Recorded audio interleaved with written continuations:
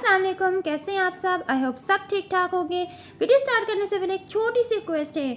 मैंने देखा है कि बहुत सारे लोग मेरी वीडियोस देख रहे होते हैं लेकिन अभी तक उन्होंने सब्सक्राइब नहीं किया, तो प्लीज़ मुझे इनकरेज कीजिए ताकि मैं आपके लिए मज़ीद इससे अच्छी अच्छी इंटरेस्टिंग वीडियोस ला सकूं। लेकिन उसके लिए ज़रूरी है कि आप वीडियो को लाइक करें, शेयर करें और सब्सक्राइब करें और बेल आइकन का बटन लाजमी प्रेस करें ताकि हर आने वाली वीडियो आप तक पहुँच सके।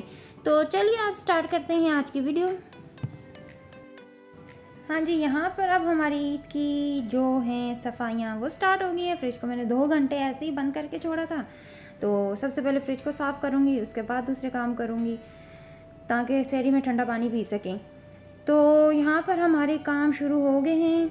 तो यहाँ पर मैंने ना ये किया है कि कारपेट इसलिए ज़्यादा आपको गंदे नज़र आ रहे हैं क्योंकि यहाँ पर सेंटर पीस थे, मतलब पूरी चादरें, जो बड़ी चादर होती है ना, तो वो चादर बिछी हुई थी तो वो मैंने उठाई है। यहाँ पर इन लोगों को एक रूम से निकाला, दूसरे रूम में ना लैपटॉप लेकर आकर बैठ गए बच्चे लोग।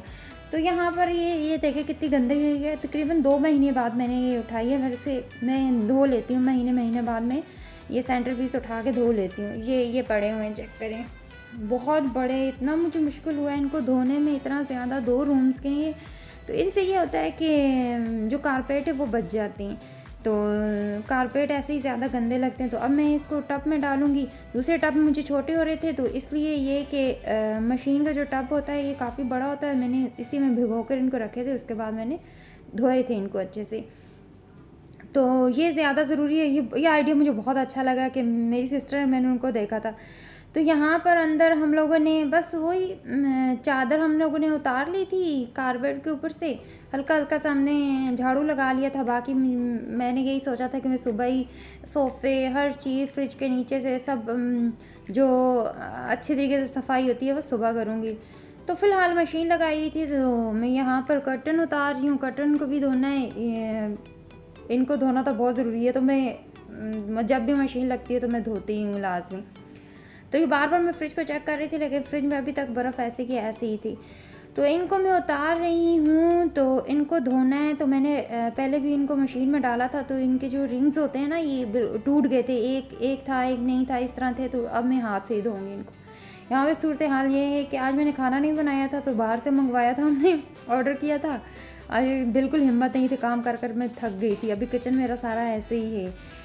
तो यहाँ पर बाहर मैंने मशीन लगा ली है, तो अगला काम अब स्टार्ट करूँगी मैं।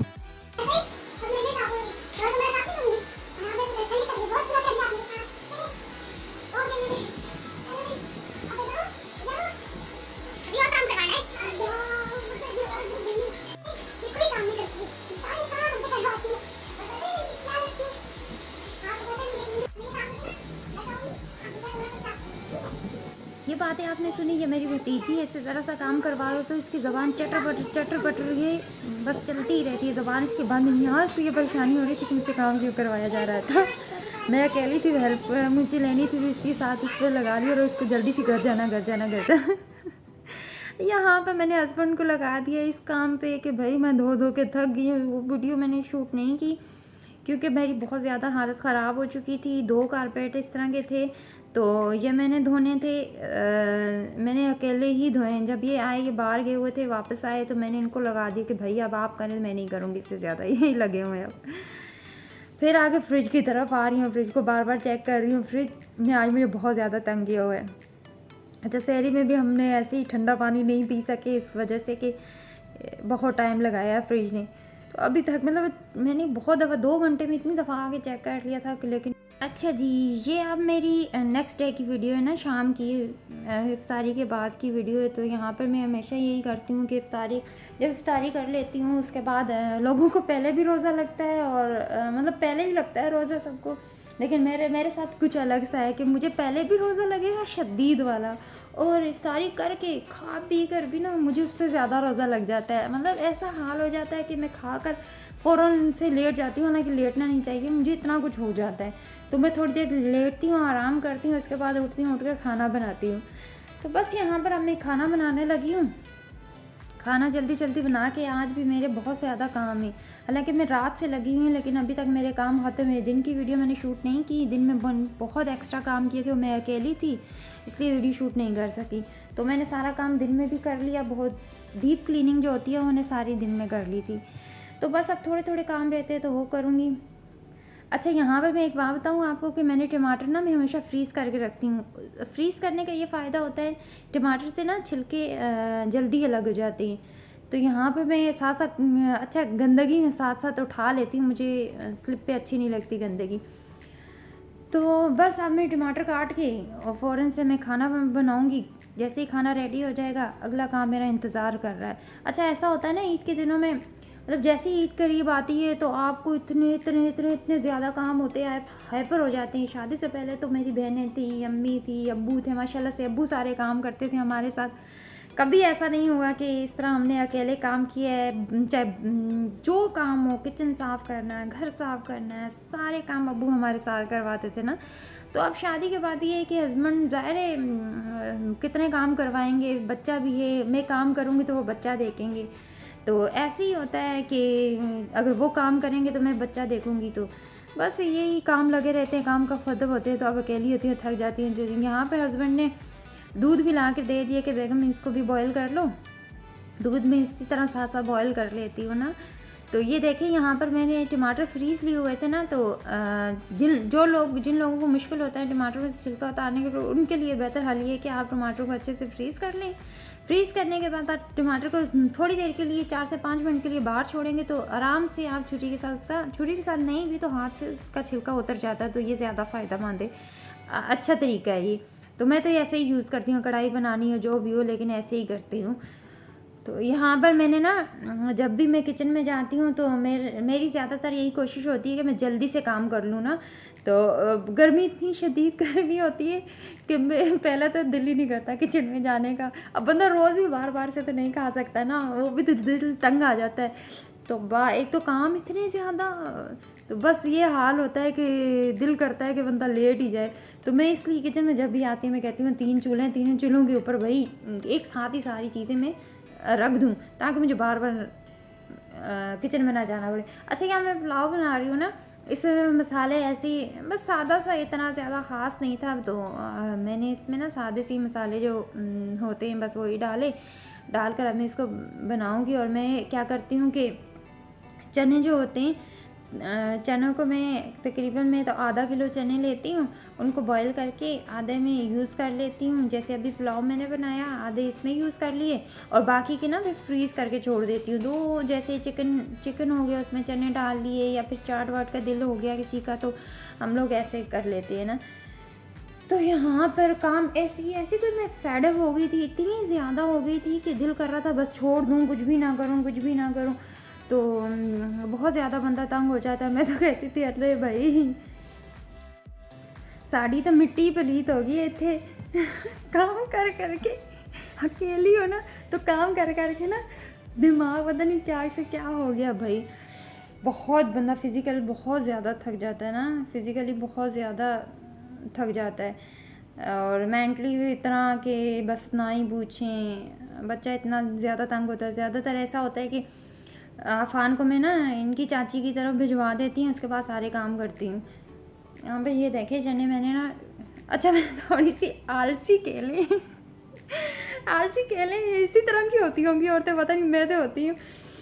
मैं क्या करती हूँ, इकट्ठी सारी चीज़ें ना मैं ऐसे ही फ्रीज़ करके छोड़ देती हूँ, जो बार बार मुझे प्रेशर कुकर ना चढ़ाना पड़े आप भी कमेंट करके बताइए कि आप भी ऐसे करती हैं कि नहीं। मैं तो ऐसे ही करती हूँ।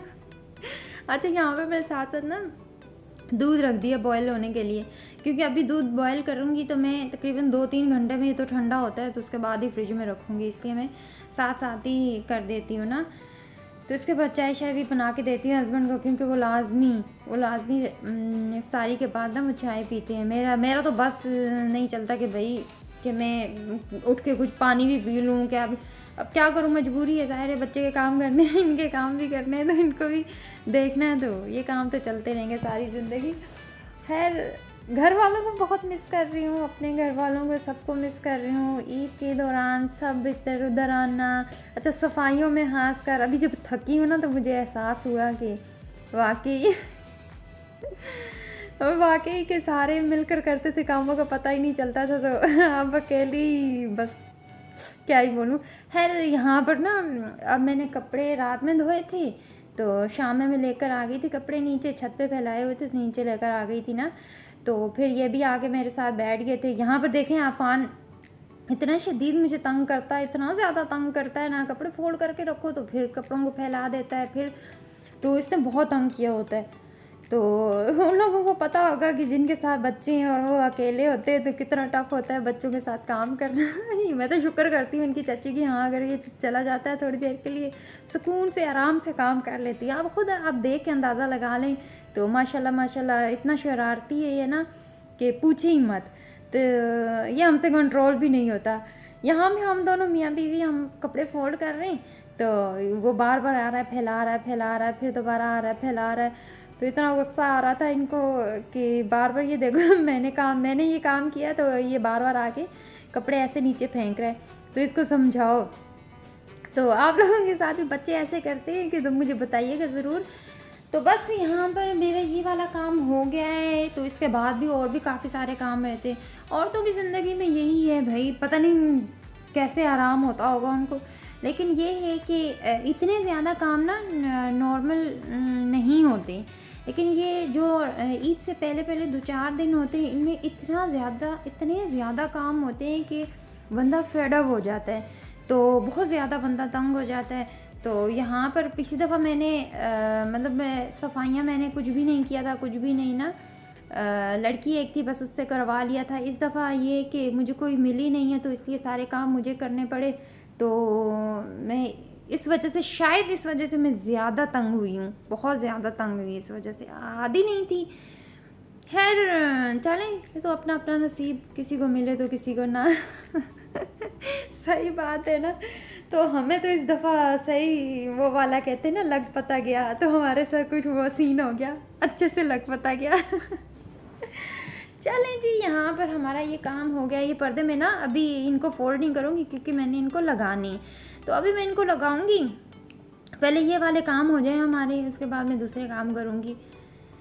अच्छा मुझे ना कपड़े धोना भी बहुत अज़ाब लगता है, धोने से ज़्यादा मुझे कपड़े फोल्ड करने बहुत ही अज़ाब लगता है। किन किन को ये कपड़े फोल्ड करना अच्छा नहीं लगता मुझे लाज़मी कमेंट में बताइएगा, मुझे बिल्कुल अच्छा नहीं लगता। और अब इनको मैं इस्त्री इनको बाद में करूँगी। अच्छा यहाँ से मैं पहले फोल्ड कर देती हूँ ताकि गंदगी बाद ना पड़ी रहे, तो इनको अलमारी में रख देती हूँ, फिर 1-2 दिन बाद ना मैं इनको फोल्ड करके इनको मैं रख देती हूँ अलमारी में आयरन करके। तो यहाँ पे कर्टन हमारे लगाए जा रहे हैं, मैं तो इतना में ऊंचे लगे हुए हैं तो मैं नहीं पहुँच सकती, इसलिए मैंने अपने हस्बैंड को बोला मेरी हेल्प करवा दें, तो आप लगा कर दे देना ये कर्टन। तो ये देखें मैंने इसको ना मशीन में धोया था, इसके रिंग्स सारे उतर गए हैं, किसी के हैं तो किसी के नहीं है, रिंग्स इसके सारे उतर गए। तो सफाइयाँ अभी तक हमारी जारी हैं। तो ये इंशाल्लाह मैंने ना सेंटर पीस अभी नहीं बिछाने, ईद से 1 दिन पहले बिछाऊंगी, वरना बच्चे गंदे शंदे कर देते हैं। तो यहाँ पे अब मैं इनसे कर्टन लगा लूँगी। तो ये ना मेरी शादी के मेरे रूम में लगे हुए थे ना ये कर्टन, तो ये वो पुराने कर्टन है, अभी हमने लेने थे कर्टन मैंने नए, तो मैं देख कर भी आई थी, लेकिन उससे पहले हमने घर शिफ्ट करना है, तो मैंने सोचा अब एक ही दफ़ा घर शिफ्ट करूँगी तो फिर नए कर्टन ले लूँगी। तो ये अभी पुराने मेरी शादी के, तो उसके बाद हम लोग करेंगे जी घर शिफ्ट और फिर नई चीज़ें लेंगे, नई हर चीज़ लेंगे। कारपेट का भी बहुत बुरा हाल है, बहुत बुरा हाल है। बस सफाइयाँ आहिस्ता आहिस्ता कर रही हूँ, थोड़ी थोड़ी ऐसे ही होती हैं। तो यहाँ पर देखिए मैं कुशन सही करके रखती हूँ, आफान फिर वही हाल कर देता, ऊपर नीचे करके देता। हाँ, जिस टाइम मैं कमरे में आती हूँ ना तो मैं इनको सेट करती हूँ, लेकिन आफान गया लैपटॉप भी इनके बाबा का ऐसे ही पड़ा रहता है, ये दोनों बाप बेटा ऐसे ही करते हैं, अपनी चीज़ें फैला कर रखते हैं, फैलावा करके बैठते हैं, तो पीछे से मुझे समेटना पड़ता है। तो इतनी चीज़ें मैं इनकी समेट के रखती हूँ, तो थोड़ी देर बाद आती हूँ तो फिर वही हाल होता है। तो बस ये देखें, अब यहाँ का देखें कुशन, ये पता ही नहीं है कहाँ आफान ने किया हुआ है, शायद दूसरे रूम में इसने रखा हुआ है। तो ये हाल है बच्चों का। अच्छा जी, यहाँ पर ना ये मेरा किचन है, बहुत ज़्यादा बड़ा नहीं है, छोटू सा किचन है मेरा। ऐसा कह लें, छोटू सा ही है, देख लिख के अंदाज़ा लगा लिया।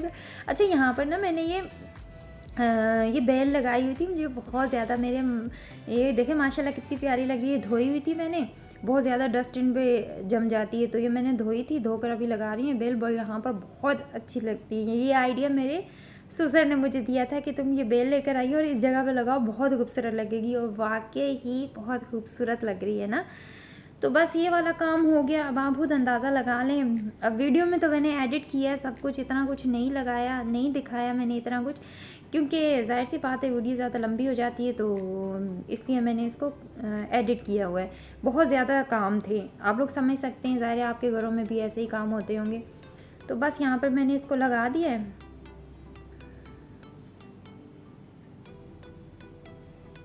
तो यहाँ पे कुछ बर्तन जमा थे, मैंने सोचा बर्तन भी साथ साथ धो लूँ, मुझे और भी बहुत सारे काम करने थे। अभी खाना भी लगाना था, खाना था, उसके बाद के बर्तन धोने थे, अफान को खिलाना था। तो बस यहाँ पर औरतों के लिए बहुत टफ काम हो जाते हैं भाई, बहुत ज़्यादा। अभी तो आगे भी हैं ईद वाले दिन इतने ज़्यादा काम होते हैं। अच्छा, मज़े की बात ये बताऊँ ना कि मतलब मेरी अम्मी लोगों के यहाँ ईद पे ना बहुत ज़्यादा, जैसे ही ईद की नमाज़ पढ़ के आते हैं ना लोग, तो उनके यहाँ पूरा दस्तरखान लग जाता है, पूरा दस्तरखान लग जाता है, और वो आकर खाना बाकायदा सारे खाना खाते हैं। मतलब माशाल्लाह माशाल्लाह माशाल्लाह बहुत लोग आते हैं और खाना खाते हैं ना। तो यहाँ पर कराची में मैंने नहीं देखा घरों में इतनी ज़्यादा रश नहीं होती जितनी मेरे अम्मी लोगों के घर पे होती है कश्मीर में। सॉरी, वो मेहमान नवाज लोग होती हैं। अच्छा, यहाँ मैं आफान के फीडर धो रही हूँ, तो ये जो ब्रश है ना, ये मुझे बहुत पसंद आया है। इस ब्रश से ईज़िली फीडर धोने होते हैं। तो बस अभी आपको मैं दिखाती हूँ, देखिए कितने अच्छे से फीडर साफ़ हो जाते हैं। इसके बगैर बहुत मुश्किल होता है फीडर को वॉश करना। बस मैंने बर्तन अब सारे वॉश कर लिए, अब इनको लगा लूँगी और फिर अगला काम मेरा होगा सैलेड बनाना। तो यहाँ पर ये देखे मैं हाथ से काट रही हूँ, प्लीज़ मेरा मजाक ना उड़ाइएगा, क्योंकि मेरा जो कटर वो बोर्ड है ना, तो कटिंग बोर्ड वो जो है वो ख़राब हो चुका है, तो इसलिए अभी मैं ला नहीं सकती, लॉकडाउन चल रहा है, तो फिर लाऊंगी। तो ये हो गया जी हमारा खाना रेडी, अब हम लोग खाना खाएंगे। ये थी आज की वीडियो। अगर आपको पसंद आई हो तो लाइक शेयर सब्सक्राइब ज़रूर कीजिएगा।